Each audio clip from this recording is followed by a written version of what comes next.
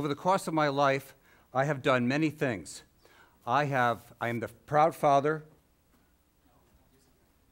of 5 sons. I've been a welder. I was a Peace Corps volunteer in Yemen, and I'm a businessman. I have started a number of organizations inspired to act by different causes. I am a baby boomer, a board member, former Little League coach, and a concerned citizen of the state of California. Before I say why the budget is so important to the future of our state, I'd like to ask you 2 quick questions. In the last 50 years, how many times has the California budget been balanced? A, on your clicker, it's A, 50, B, 34, C, 19, and D, how about never? Okay? So, the California Constitution requires a balanced budget. So, if you answered 50, you were correct. Now, I know what you're saying. You know, it's always balanced with gimmicks and accounting stuff, and you're right. But that's the way it is. Let me ask the next question. What represents the most spending in the state budget? Higher education, K-12 public education, health and human services, or prison and corrections? Okay, if you think it's prison and corrections, raise your hand. Okay? All right, so I hate to give you the bad news. You can go to the next slide here, and we have a PPIC poll which shows that the majority of Californians spend the most on prisons. We spend about 39% of our money on K-12 education, and if you add the 13% with higher ed, so over 50% of our money in California is spent on education. In fact, it's not prisons. Prisons is only 10%. But this is these are the challenges that we have. So let me go on. Now that we've asked those tough questions, okay, I need to tell you, the budget is not a sexy topic. As a matter of fact, when I go around the state and talk with people, sometimes their eyes glaze over when I start talking about the budget. So trust me on this. But maybe some of you have felt frustrated when you see headlines like this about furloughs and pink slips and all sorts of things that just don't seem to make much sense or are positive for the state. So my apologies in advance, but for the next 8 minutes, I'm going to talk about the budget. However, I want you to know I'm not going to talk about the dysfunction for the most part. What I'm going to talk about is how we as informed and concerned citizens can participate in setting priorities that reflect our own values. What many people don't realize is that the state budget is a very important document because it's a statement of our values. It affects the lives of every one of us. It affects us as students, it affects us as taxpayers, and it affects the most vulnerable in our society who need services. You know, I started thinking about the budget back in 2003. It was one of the worst budget crises in California's history. I was a venture capitalist, and life in Silicon Valley came to a screeching halt. Remember, we had the dot-com bust, and we had the Enron-induced energy crisis. Our state spending increased during that time. And you can see that gap right there. I think you all understand that gap. That's the budget deficit. And the deficit started back in 2003, and that's the deficit that we have today. But everybody in California started talking about it, but nobody had a plan for the 8th largest economy in the world, California. So I decided to get involved. I had a friend, well, actually, he wasn't my friend yet, but I'm an avid newspaper reader, and I kept reading about this very prominent California economist who was talking about these issues. So I got in my car, I drove to his office, I knocked on his door, and luckily for me, he was there. And we began working together. We started traveling around the state, asking business leaders and community leaders, what was it that we could do to solve this problem? What would it take to put California back on track? As we went around the state, we kept getting the same answer. The same answer kept coming back, and that was that no one could plan for the future without understanding the state budget.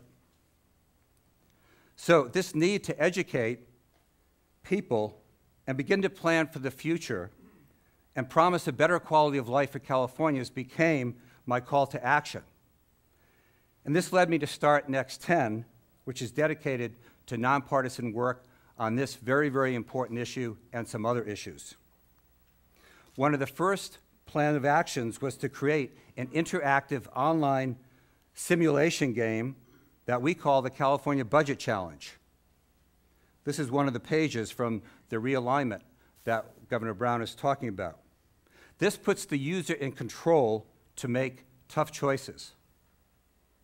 It brings life to complicated subjects like pensions and how we fund education, Prop 13, Prop 98, in-home support services. That's what this tool does. Our efforts evolved, and we moved out from behind our computers, and we took the California Budget Challenge on the road. Over the last year, we've made 100 interactive presentations around California. This picture was taken 2 weeks ago in Pittsburgh, not Pittsburgh, Pennsylvania, Pittsburgh, California, where there was 150 people jammed into a junior college working to try and solve the California budget deficit based on their values. Using the California Budget Challenge, we are educating, engaging, and empowering Californians. We're empowering very different groups. We go before various NGOs, businesses, schools, the legislature, churches, elected officials, and we present the challenge.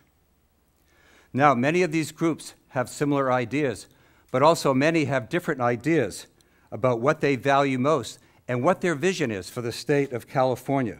I think it would be no surprise for you to hear that when we go to a high school, many times the young people in the high school elect to really support education to the detriment of health and human services. But then we'll go to an older constituency, and they'll be really focused on health and human services and not supportive of maybe some other things.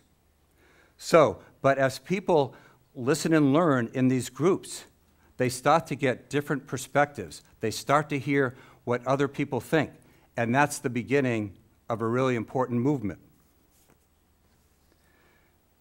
Even though people do not always agree, a dialogue is broached on some of the most divisive subjects, and people connect with the critical issues at hand on a deeper level.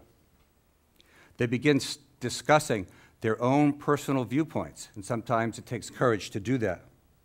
But this helps bridge understanding, and I'm proud to say that the California Budget Challenge helps at times to build common ground. I brought the clickers here with me today, and they decided to take a day off, okay? And each of you has one, but they have become a really integral part of what we do Next 10 because it creates for this interactive experience. Now I'm going to ask you all some harder questions than I asked before, and the reason these questions are going to be a little bit harder is because when you look at our California budget, we learn that 1/3 of it is in deficit. So there's a lot of dollars that there's a lot involved in trying to balance it. So this is the first question.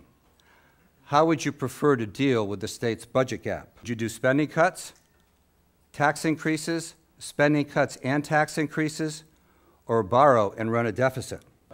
This all gets connected here. But what the PPIC, which is one of the most important pollsters in California, along with field research, they ran a poll and they asked this exact same question. And what most Californians wanted to do, they wanted to increase taxes and they wanted to cut spending. So their answer was a combination of both of them. And then the next question I have for you is, what state program would you cut the most? K-12 education, healthcare, human services, or higher ed? Yeah, if we put prisons in here, it would be too easy. So we took prisons out. So, but aren't these are difficult questions. These are all really, really important areas. So anyway, what I would say about this, these are life-changing for certain people in our state. So it's very, very difficult to make these kinds of decisions. My next question has to do with taxes. What taxes would you increase?